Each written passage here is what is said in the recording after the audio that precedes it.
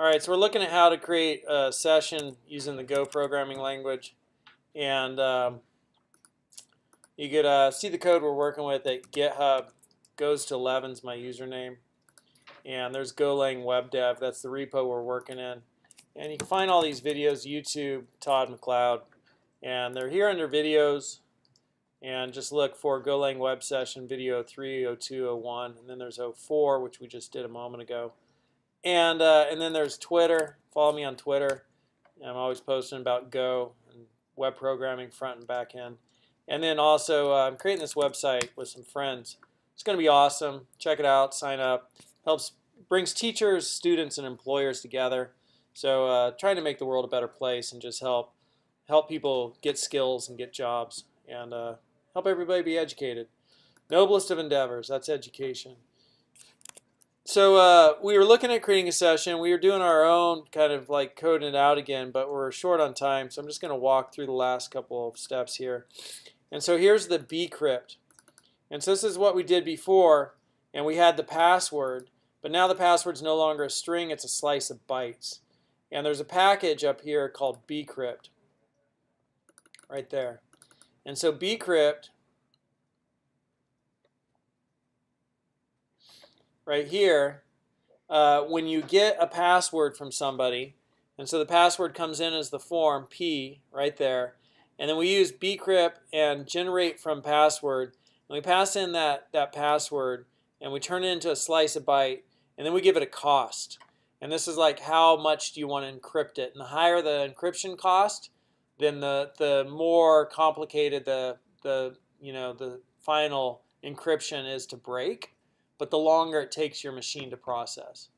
And so Bcrypt is a package, and if you go to godoc.org, and just search for Bcrypt as an encrypt, here's the Golang X crypto Bcrypt, and you can come in here and you could read about, so Bcrypt generate from password.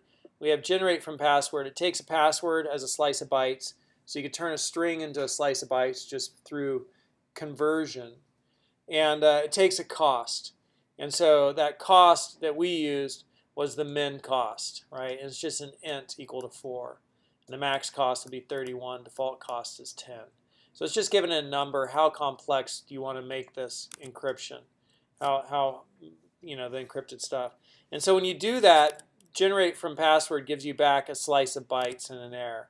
So there's our byte slice, and then that's what we store in for the user deal, right? We store that. And that way we never store a password on our server. So if our server gets hacked, people won't get users' passwords. They'll just find a whole bunch of crazy encrypted stuff. And that won't do anything for them. Because if they try to use those to log in as that user on our website, they've already hacked into our website, so what? But that we would then run that through our algorithm and get something different. And so every time a password comes in, we're crunching it and then storing it crunched, encrypting it. And then once we have a password stored, we could compare the hash and the password. So if they won't log in, we could take that hash password and compare it to a new password that was passed in, and we could see, hey, is it the same deal, right? The same one. So compare hash and password compares a Bcrypt hash password with its possible plain text equivalent, returns nil on success or an error on failure. And so if there's an error, the password that they gave us isn't the password that's stored, and so you don't get a login. And so that's just the safe way to store your passwords with Bcrypt. And so you can see that in the next step, which is the login step. And so here's the login step. And with the login step, we have, I don't know if it's under session, get user already logged in. We have here in our main, we have login. And so with this code, here with login, if already logged in, go somewhere else. And then method post, we get the username and the password. And there's our password. And then we do compare hash and password, and we do our U password, right, which is the one that's stored with our user, which is the hash password, and we compare that with the password that they just gave us. And if there's an error, username and or password don't match. But if there's no error, they match. Nice. That's really good stuff. And so there's the login. So you now have like if we were to run that 05 right there, and I have to go up several levels to get there. And that's in 030, 05, and go run star.go. Sign up. Test an example. Password 123, and James Bond. And well. Okay, so here's what my password got stored as. Cool, showing it.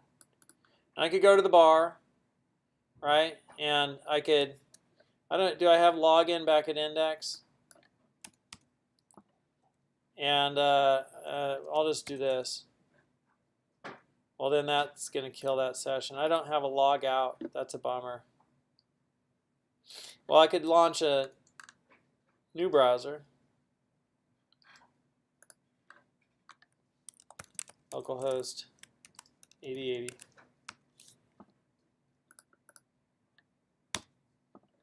And log in, and I could do test at example.com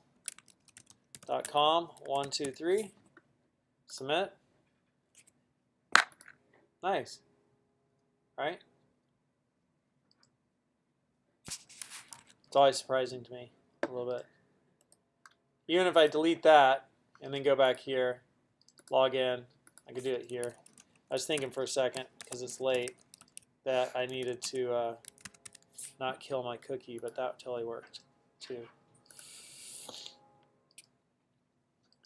So that's the login. So you're seeing like, whoa, man. I mean, you might not be able to write this code out, but you're all understanding it, and you have the pathway. And so here's the code for log out, right here. And so with log out, we have you know, if already logged in, if not already logged in, right? Then you need to go log in because you need to be logged in to log out. Then get the cookie, and then set the max age to -1, and delete the session value, and then set the new cookie, and then redirect. That's it. Logged out.